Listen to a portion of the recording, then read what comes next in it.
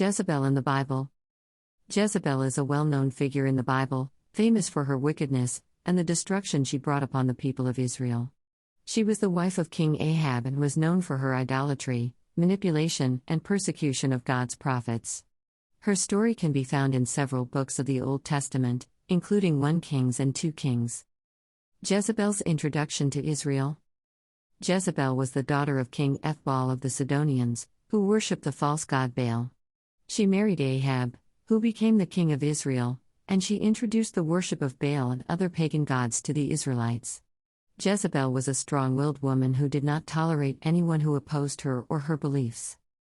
Her idolatry and witchcraft. Jezebel's most notable sin was her idolatry.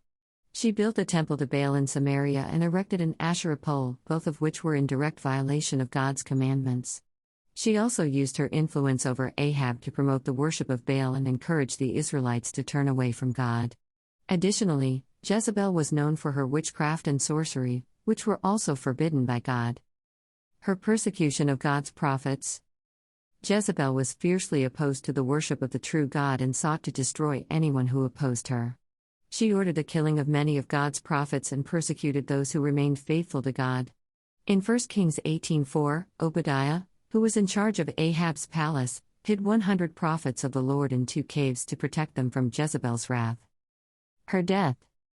In the end, Jezebel's sins caught up with her. In 1 Kings 21, she orchestrated the false accusation and execution of Naboth, a man who refused to sell his vineyard to Ahab. When Elijah confronted Ahab about the matter, he pronounced God's judgment on Jezebel, saying that the dogs would eat her body in the same place where they had eaten Naboth's. Later, when Jehu became king of Israel, he ordered Jezebel's eunuchs to throw her out of a window, and she was trampled to death by horses. Conclusion. Jezebel was a powerful and wicked woman who brought much destruction upon the people of Israel.